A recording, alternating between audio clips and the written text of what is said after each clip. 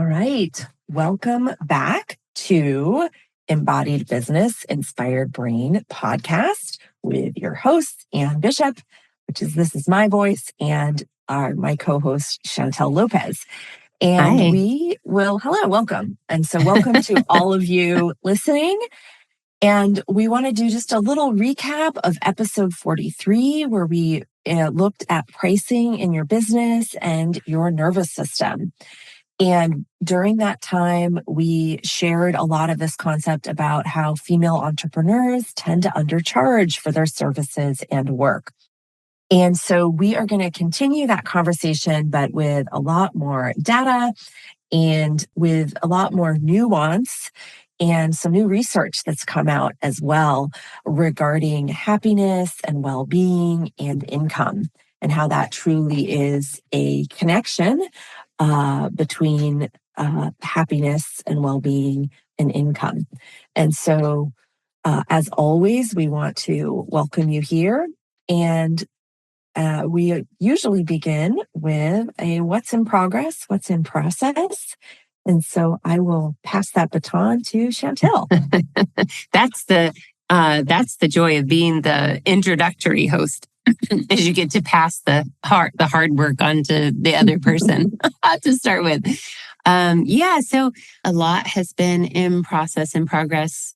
School is back in, lots of changes in my world. My 18-year-old son trying to find his way and get a job and all kinds of things. And my daughter they're both about to have birthdays, so 19 and 11. Mm-hmm. And my daughter is just kind of on fire right now with pushing the edges of her identity and who she wants to be. And I think, in the navigating of that, which is, I think I've learned a lot so far in really having to change my approach to her and not be so self-focused on how it feels to me and what I need and what I want, but really shifting my kind of inner gaze outward to see what does she need and what does she really want, but maybe can't ask for, or certainly can't ask for. And so how do I create a container for her to thrive in this kind of experimentation? And it's not always easy. She's not always nice, and she's not always thoughtful or respectful or, or even kind in moments. By no means is she a bad kid. She's brilliant and fabulous. And she's trying to figure out who she is. And she's, we're in this place of separation, where she's trying to create her own identity. So one of the things I've just been aware of is, what does it require of me? And in the nervous system work, we always say, the work starts with us. We have to have a settled nervous system in order to invite that settling capacity or quality in another person. And man, when you're doing it at home, and particularly I think with a partner or your children, it really brings the work down to a gritty level, where you're not just talking about it theoretically or philosophically or doing it as a preventative process or practice, but you're really having to you're in the war zone kind of. And so it's just been very interesting for me to be working on and noticing my own nervous system capacity. I think in my relationship with my daughter, it's the place where I am challenged the most. So in the days or periods, because, it happens often where there's weeks or even months where we're not as resilient from a nervous system perspective as we kind of have been, and then we have days where we're more tired, or we haven't gotten enough to, nutrition or enough sleep or whatever it might be. To just really be gauging and attending to my own health from that perspective of I want to be able to have enough resources to do this thing for her, right? To hold this space for her, which is incredibly hard because there's so much in me that's wants to fight back, wants to be upset, wants to be like, that's disrespectful, or, you can't do that. So I think that's just like, I'm at the beginning. I mean, she's going to be 11, so I've got some years of work to do. But the good news is that we recover really quickly. We talk about in this work rupture and repair, and I think one thing I'm aware of and I'd say even proud of is that we repair really well and really quickly. And so even when we have these ruptures and challenges, that at least we have developed the skills to come back to a place of repair. So in any case, that's what's been up at a real close view over here. Yeah, my daughter's like, I guess, like 18 months younger or 2 years younger than yours. So I'm starting to see flickers of, that pulling away. And Yeah. I'm like, all right, I'm getting ready. But at the same time, yeah, you just, of course, and I love hearing that description of just being well resourced enough to allow her to, have that space and that ability. Yeah. Yeah. And it just brings me back to one of my values, which is that people in the US economy who have any sort of caretaking responsibility, need a lot of support. Whether that is whether you're creating that support yourself through entrepreneurship, which is certainly something that I've done through the years, is just relying on my own business to allow me to create opportunities and space to take on caretaking needs. But I didn't really have a caretaking role until my mid 30s. So I had a very full life prior to not. Yeah. I mean, I did meet my stepdaughter when I was 31 and she was 11, but it was a different ride than what I've experienced with having two young children so close together, and the intensity of those early years of diaper changing and just physical touch and need and all those things. But so I just think, how important it is that you and all other caretakers and me and fathers and whoever's doing the caretaking is well resourced to support their well-being, because that's going to support the next generation.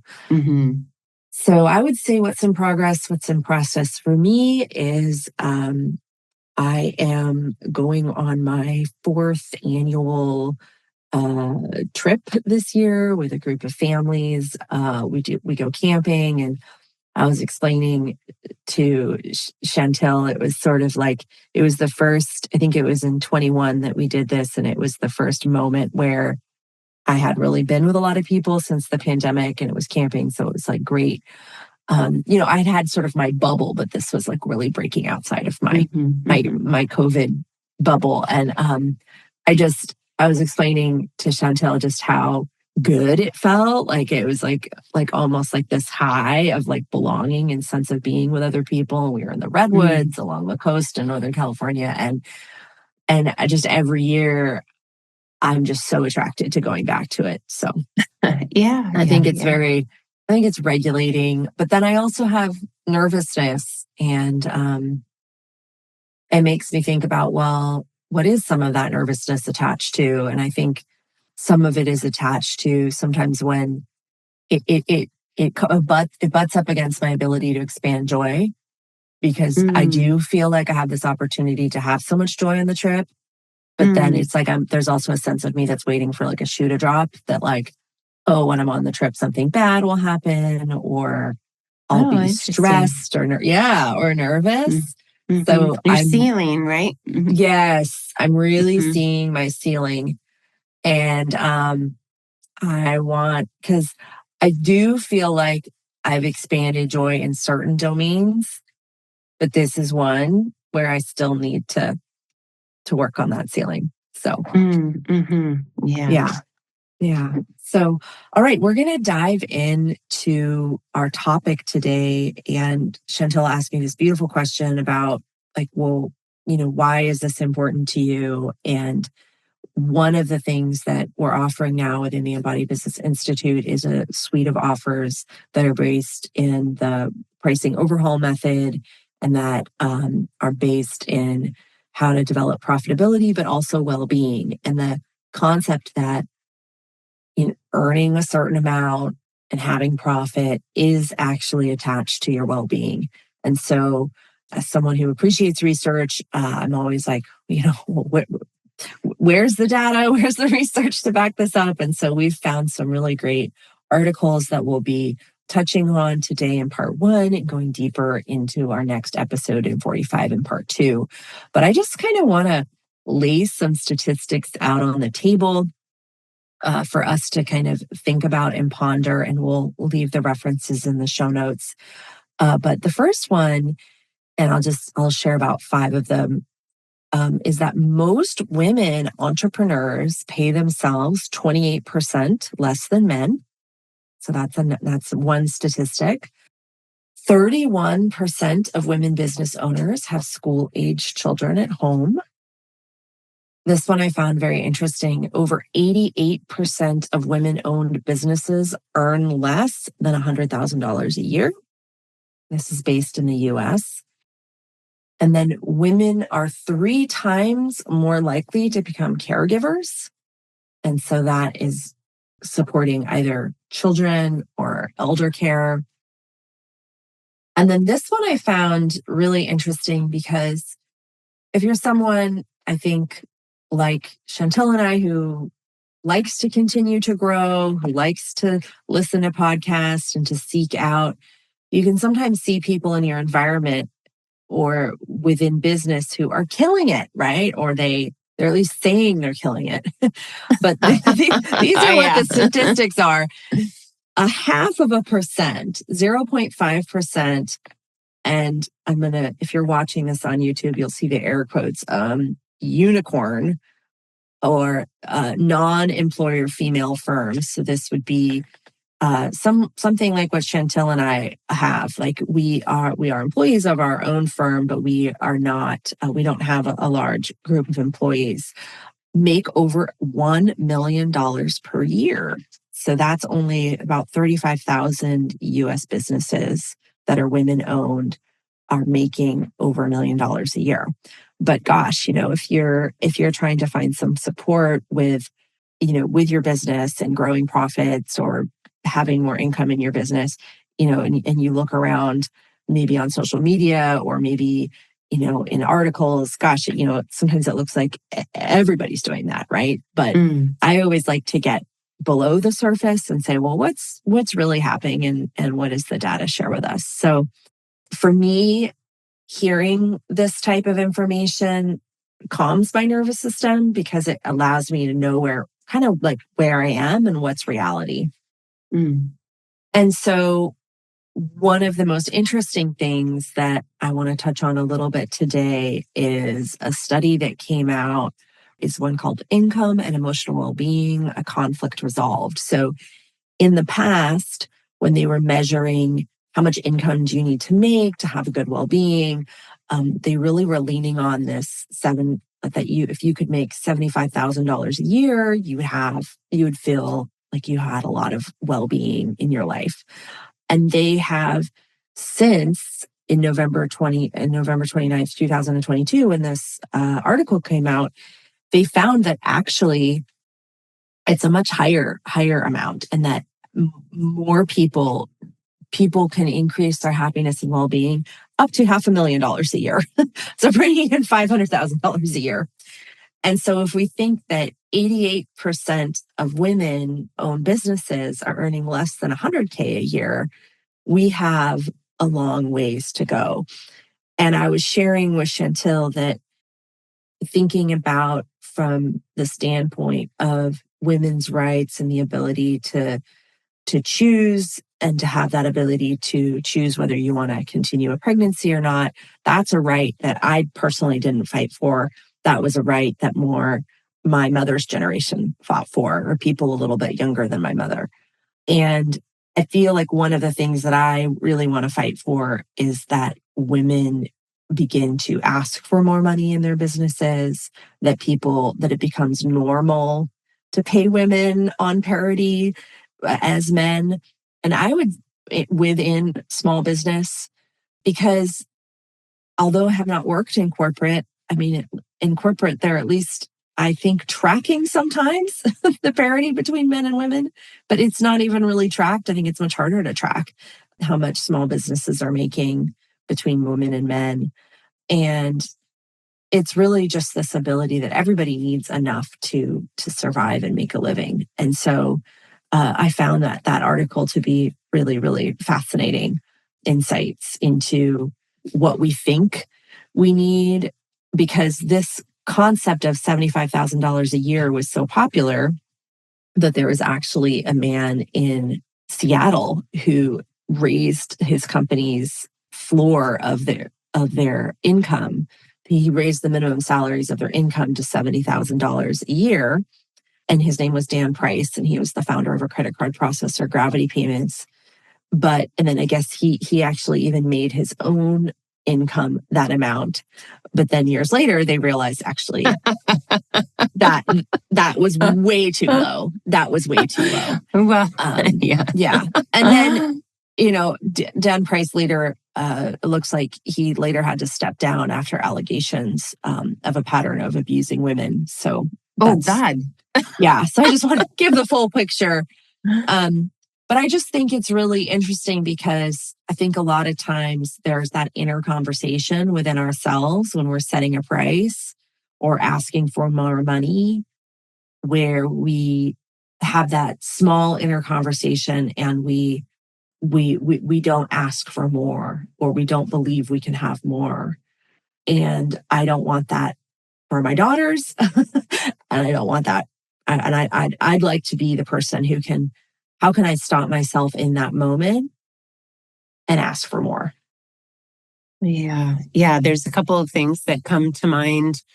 One is really what we're talking about is like Maslow's hierarchy of needs, right? And how do we each respond? Like how does our physiology respond in this modern context to not having our needs met, right? And then because we're saying like there's a threshold at which we feel like a financial or income threshold at which we feel like our primary fundamental needs of housing, food, and safety are met.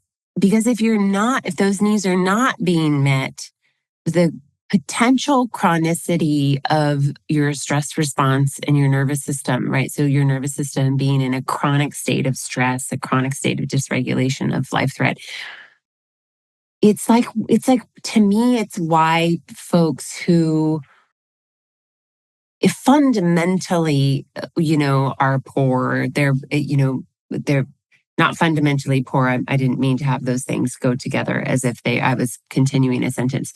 People who are poor or impoverished, living in impoverished environments and communities, why it can be so difficult to actually reorient themselves to take action that changes the amount of money they make, whether that's, to, go get more education, if that's a possibility, or whatever it might be. It's like literally our physiology is in a state of threat, which diminishes our capacity to think strategically, think creatively, to even have enough, what we were talking about earlier, of this metabolic resource to do the work. And so it's really just such a tragedy, right? Because it's not like we're not always in choice about how things go, right? Like if our biology is in a state of threat because our basic human needs are not being met, it becomes incredibly difficult to manage the internal resources that it takes to get us to that next place. And then once we get to that place of feeling like, okay, I have a safe place to live, I am physically safe, I have enough food, I have, love and connection or community, then it's like, then often, that's the moment where our systems are able to come into homeostasis, come into regulation, and our our capacity grows, our metabolic resources grow, and we can take greater action, and we can actually begin to expand joy. I just find it such an interesting correlation. This idea of well-being, is not just like, well, buying things makes me happy. It's like when your basic human needs are met, there is physiologically an experience of well-being. And when your basic human needs are not met, there is a physiological experience of a lack of well-being. Like very literally, you are in a state of threat. And so to me, that's like, we talk a lot about in the nervous system work of like helping people to regulate, return to safety, be able to kind of do that dance with less cost to recover quickly, to increase their metabolic resources from a nervous system or physiological perspective. But it's like, well, what about all of the folks who are, stuck in a state of stress response because they, whether it's true reality or perceived, right? Because I certainly have had moments in my life where I have a perception of basic human needs not being met and I go off the rails, right? So it's just such an interesting kind of triangle to me, of importance, right? That we need a healthy nervous system to create well-being in order to create more income. It's a 3 times chicken and egg kind of, Yeah. round robin, if you will. So anyway, I've just been thinking about that. And also that's what I think excites me about this suite of offers in our business is like, there is a real direct link between feeling safe and having our needs met and the nervous system and what happens in the nervous system and the connection to well-being and minimizing disease and recovery from illness and optimizing intellectual or cognitive states, like all of these things that we think of when we think about living, vital or enlivened lives. Absolutely. So, what we'll be covering in part 2, I want to give you a little preview of our podcast, is we're going to be looking at a little bit at like, well, some people, no matter how much income they have, still are in it, essentially not in it. They're not happy, right? They're not experiencing happiness. And some people, no matter how much money they have, they still have some happiness. And so we're going to kind of peel that apart and uncover that and dive a little bit deeper to see, no matter where you are in your income and profitability journey, that, how can we support you and how can you be supportive and how can you support others, right? Who might also be along this journey with you. So I'm loving this conversation and I appreciate these insights, Chantel. Yeah, well, I'm excited about the new suite of offers within the Embodied Business Institute, and just encourage people to reach out and get on the website and check out what we're doing. Anne's got a lot of really good things cooking for the Profit for Wellbeing. So stay tuned for episode 45. We'll dig a little bit more into the implications of recent research around well-being and income, and I'll be sharing with you some tips and strategies for increasing your profit so that hopefully you can increase your well-being. It'll be, I think, potentially, let's just leave listeners with this question of, what is your relationship? What is the relationship of your well-being to the income that you make or to your profit if you're an entrepreneur? And start to really notice how you ebb and flow, how you oscillate, what makes you feel safe, what makes you feel not safe, what increases your well-being. I'd be really curious. Maybe we'll have to take a poll before the next episode to see what people are experiencing in real life. Okay, thanks everybody. We'll see you next time.